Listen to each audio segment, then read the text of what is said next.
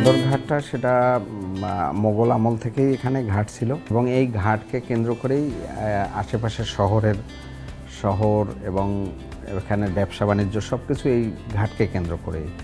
তখন তো একমাত্র বাহনেই ছিল নৌপথ, নৌপথেই যাত্রী এবং মালামাল আসতো এবং বিদেশের সাথে ব্যবসা বাণিজ্য সেটাও এই সদরঘাট থেকেই হতো সব কিছুই।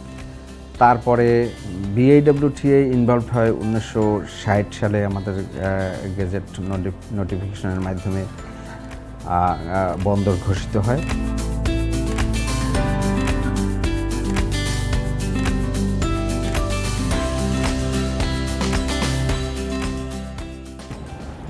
দেশে ভাইয়া নৌকা আলুরি কাজকাম করতাম, কৃষি কাজকাম করতাম, করার পরে জমিতে ধান টান কিছু হয় নাই, ফসল হয় নাই। তারপরে জমি এই নৌকা চালাইতে আসছি ঢাকায়। এ জায়গায় ইয়ে দেখলাম এই মার্কেটগুলো হয় নাই, এই যে 4তলা 5তলা মার্কেট এগুলো হয় নাই, ওখানে ঝোলা মাঠা ছেলে আর এইসব জায়গায় ডগা ছেলে, সর্দির ডগ, বেঙ্গলের ডগ, অনেক কিছু ডগালে, প্রত্যেক গাড়ি গাড়ি ডগা ছেলে। সে সময় নোংরা আবর্জনা বেশি ছিল। সে সময় বর্ষার দিনে এরকম ভালো হয়েছে, আর মাঘ মাসের দিনে একেবারে পানি পড়ছে, পানিতে পোকা হয়েছে। বাড়ির লোকে নৌকা চালাইতে, বাড়ির অনেক লোক ছিল, হেরা নৌকা চালাইতো। তারপর হেরা চালাই অনেক বছর হেরা বিদায় নিয়ে গেছে। ভাড়া চালাইতে হয়, নইলে দেশে গেলে নৌকা থাকে না। আমাকে এখান তো বাড়িঘর না, এক মালিকানার নৌকা চালাই, মালিকানার মারফত থুই যাই, আর যে নৌকা পায়ে রাধে হে দেখে রাখে রাত্রে। এদিকে চিন্তা ভাবনা করলাম নৌকা যদি বাই হাইলে এতে যে ইনকাম হবে, এই ইনকাম দিয়ে আমাদের সংসার চলে যাবে। 4 জন 3 জন 2 জন যা হইতে এপার সাইজ ওপার সাইজ 4 টাকা পাড়া করবার কথা। এখন আসে 400-500 টাকা আসে। আগে আইতেও ওই প্রথম জীবনে সে সময় আসছে 200-250 টাকা। এরপর মাঝে আসছে 800-1000 টাকা রোজ আসছে। লঞ্চে যে সময় ব্যাগে গেছে, পিছনে নৌকা ছিল মানুষের, এই পিছনে নৌকা ডুবে গেছে। ডোবার সাথে লোকজন যা ছিল হয়তো মারা গেছে অনেক আগে। এইভাবে সে সময় লঞ্চ ছিল আউলে জৌলা, এক মাঝি মারা গেছে। ফের আগের পরিবার হয়ে গেছে লঞ্চ ডুবিয়া। এরপরে কয়েক বছর পর বিয়ে করছে পর, এই কয়েক বছর পর হে আবার মরে গেছে, আবার লঞ্চের তলে পড়ে। এখন আর বেশি লঞ্চের তলে পড়ে না। লঞ্চ লাইন মতন আইছে কাছে, লোডেশন করছে, বাক করে। আর ও সময় বাক ছিল না, ও সময় যে বাইরে চালাইতে পারছে। দুর্ঘটনা ওই যে মসজিদ, ওই মসজিদের লোক একটা সিঁড়ি ছিল, ওইখানে একটা ঘাট ছিল। ওই ঘাট দেওয়া লোকের নৌকা যত আইতো যাইতো, 2-1টা নৌকা ওইখানে ডুবলে পর ওখানে মানুষ যেই ডুবতো এই নৌকা বাঁচত না। এমনিও যদি পড়ে যেত, নৌকা ছাড়া এমনি খালি পড়ে গেলেও এও বাঁচত না। তার ওই ঘাট যখন এই পাশে আনছে তখন একটু অ্যাক্সিডেন্ট কম হয়েছে। আমার ছেলে মেয়ে, আমার একটা ছেলে 2টা মেয়ে।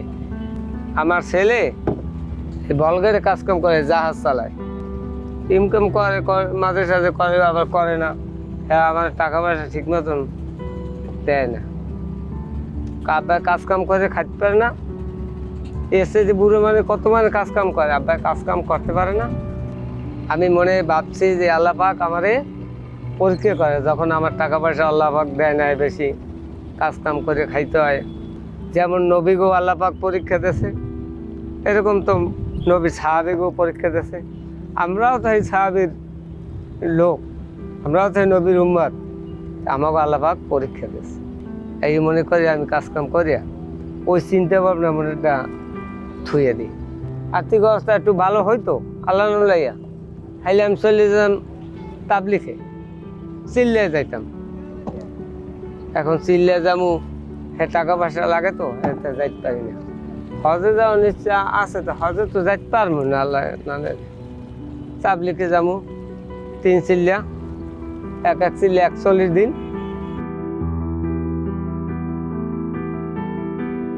এই বসে নৌকা চালাই, হ্যাঁ, এইগুলা আমাদের কর্মে আছে, এই নৌকা চালান। একটা সময়ে পদ্মা সেতু চালু হওয়ার আগে নতুন নতুন ব্যবসায়ীরাও এটা যে তার পৈতৃক ব্যবসা না এবং নিজেও কখনো করে নাই, কিন্তু হঠাৎ করে এই ব্যবসায় ইনভলভ হলেন। তো এইটা হলো যে একটা একটা মানে এখানে নিরাপদ একটা ইনভেস্টমেন্টের জায়গা তৈরি হয়েছিল মানুষের, যে এখানে একটা লঞ্চ 20 থেকে 25 কোটি বা 30 কোটি টাকায় যদি কেউ একটা লঞ্চ তৈরি করত, সে এটা রিটার্ন অনায়াসে আসতো কয়েক বছরের মধ্যে, এরকম একটা পরিবেশ হয়েছিল। তারপরে যখন পদ্মা সেতু চালু হয় সে সময়েও বেশ কয়েকটা নতুন নৌযান আন্ডার বিল্ট ছিল, কিন্তু আকস্মিকভাবে এটার ব্যবসাটা অনেকটাই ব্যবসার ইয়েটা কমে যায়। আগে যেরকম ছিল যে একটা লঞ্চ বানালেই তার প্রফিট আসবে, সেটা আর থাকে না। তখন কম্পিটিশন শুরু হয়ে যায়, যে কটা ভালো লঞ্চ ছিল সেই কটা টিকে আছে, আর যেগুলো মোটামুটি একটু পুরানো লঞ্চ ছিল সেগুলো বন্ধ হয়ে গেছে। 40-50 বছর ধরে কাজ করি সদরঘাট। তখন এত বড় লঞ্চ ছিল না, তখন ছোট ছোট লঞ্চ ছিল। তখন সদরঘাট টার্মিনাল, এই টার্মিনাল একদম ছোট ছিল, ছোট ছোট বগি ছিল। তখন লঞ্চ ছোট ছোট ছিল, যাত্রীও আইছে, যাত্রী গেছে। কিন্তু ওখানে আপনার এই দীর্ঘদিন ধরে এই বড় বড় লঞ্চ করার পরে যাত্রী হয়েছে, আর সুযোগ সুযোগ সুযোগ সুবিধা মানুষে পাইছে। কিন্তু এখন এই সরকার ব্রিজ করার পরে এখন আর এই লঞ্চ তেমনটা বেশি চলে না। দ্বিতীয় কথা, ওই রকমের লোকজন আসে না, আগের মতন সেই জিনিসটা নাই। এখন অনেক দেখা যায় যে মানুষ আস্তে আস্তে কমে যাইতেছে, সব বাইর রুট দিয়ে চলে যাইতে আছে কাকা। তখন কাকা ইনকাম ছিল, জিনিসপত্রের দাম কম ছিল আর ইনকাম ভালো ছিল। কিন্তু এখন জিনিসপত্রের দাম বেশি, ইনকামও কম। তখন আমরা যদি ধরেন 200 টাকা 300 টাকা যদি কাজ করি, তখন আমাকে জিনিসপত্রের দাম কম আসছিল, আমরা চলতে পারছি। কিন্তু এখন দেখা যায় জিনিসপত্রের দাম বেশি, 1000 টাকা কামাইলেও আমাদের হয় না। এখানে 1000 টাকা কামাইতে পারে, 800, 1500 দেশের সময় হয় আর কি। সব পয়সা এক সমান হয় না। আমি মনে করি যে পদ্মা সেতু হওয়ার পরে এই সদরঘাট এমন একটা পরিস্থিতি হবে যাতে মানুষ এখানে ভ্রমণে আসবে। কেননা যে এখানে তো প্যাসেঞ্জার পাইতেছে না, কোনো লোকজন যাইতেছে না। একটা দুটো লঞ্চ গেলে তাহলে এখানে কি অবস্থা হবে? তো মানুষ বিভিন্ন জায়গা থেকে এখানে ভ্রমণে আসবে, মানুষ দূরের থেকে আসে, সদরঘাট ঘোরাফেরা করবো, একটু দেখবো, এই। কিন্তু ওই রকমের যাত্রী হবে না। পদ্মা সেতু আসার পরে মূলত দৃশ্যপট আবার চেঞ্জ হয়। এটার অবস্থা এমন হয়েছিল একটা সময় যে আসলে ধারণ ক্ষমতার অতিরিক্ত মানুষ এখান থেকে চলাচল শুরু করে। বিশেষ করে বিভিন্ন ঈদের অকেশনে আমাদের অবস্থা এমন হতো যে আমাদের যে নৌযান যে সংখ্যা ছিল এবং যে ধরনের স্থাপনা এখানে ছিল, তাতে এটা ধারণ করা যেত না। প্রতিদিন 5 থেকে 7 লাখ 8 লাখ মানুষও এখান থেকে একদিন যেত। তারপরে পদ্মা সেতু আসার পরে এই দৃশ্যপট চেঞ্জ হয়ে যায়। পদ্মা সেতু আসার আগে মূলত এখানে প্রতিদিন 80-90টা লঞ্চ ছেড়ে যেত, আর পদ্মা সেতু চালু হওয়ার পরে সংখ্যাটা আস্তে আস্তে কমতেছে। এখন 60 থেকে 65-70টা এরকম, অর্থাৎ 20 থেকে 25টা লঞ্চ কমে গেছে ইতিমধ্যে। বেশ কিছু রুটও বন্ধ হয়ে গেছে। সব কিছু মিলিয়ে এখন যদিও একটা শৃঙ্খলা আসছে, কিছু কিছু লঞ্চ মালিকদের যে আগের যে ব্যবসাটা ছিল সেটা এখন আর ওই রকম নেই। আমরা তো চাই যে সদরঘাটটা রানিং থাকুক, আমরা 2টা ভাষা কাজ করতে পারবো। যদি সদরঘাট রানিং না থাকে তাহলে আমাদের লেবার তো বাঁচতে পারবো না, চলে যেতে পারবো। শেষ আমার একটা দাবি যে সরকার যা করতেছে ভালোই করতেছে, যাতে আরও উন্নত হয় সদরঘাট, মানুষ যাতে আসতে পারে, এই ধরনের কাজ যেন সরকার করে। যে ব্রিজ কইরা যে সে একেবারে যে সব ব্রিজ দিয়ে লইয়া যাইব আর এখানে মানুষ মরুভূমির মতন পড়ে থাকবো, এটা তবে হয় না।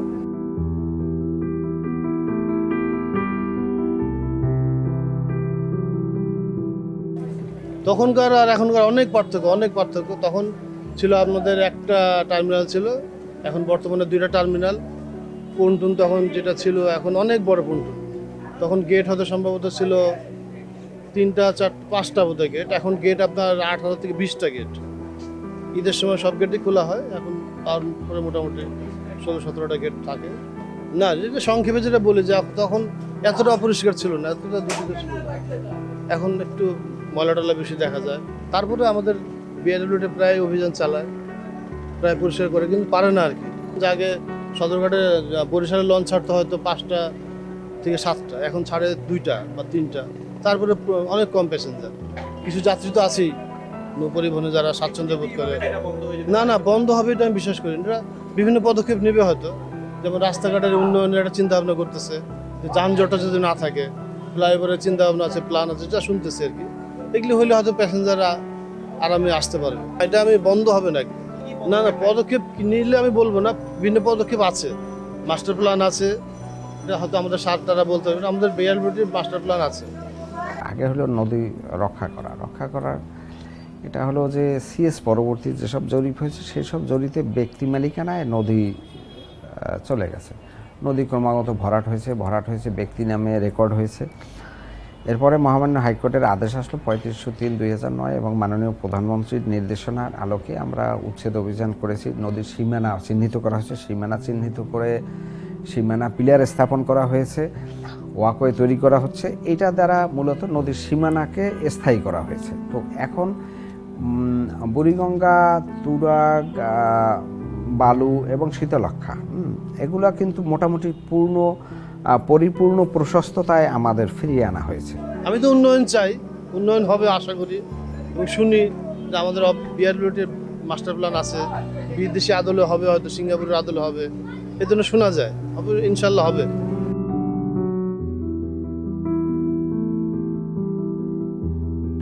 যে মূল সমস্যা দুইটা আমরা সেটা চিহ্নিত করেছি, যে এই সেক্টরের মূলত পদ্মা সেতু হওয়ার পরেও কিন্তু টিকে থাকতো, পরপর 2বার হয়তো ফুয়েলের দামটা বেড়েছে, ফলে ওরা যে টিকিটের টাকাটা কমিয়ে মানুষকে আকৃষ্ট করার যে একটা ইচ্ছা লঞ্চ মালিকদের ভিতরে ছিল এবং তারা চালুও করেছিল এবং এর একটা ভালো ফলাফলও আসা শুরু করেছিল, বিশেষ করে একেবারে গরিব শ্রেণীর মানুষ যারা। কিন্তু ফুয়েলের কস্টিংটা বাড়ার পরে এই যে ওরা আর ওইভাবে টিকিটের দাম কমিয়ে, যাত্রীদের টিকিটের দাম কমিয়ে আর টিকিট থাকতে পারলো না।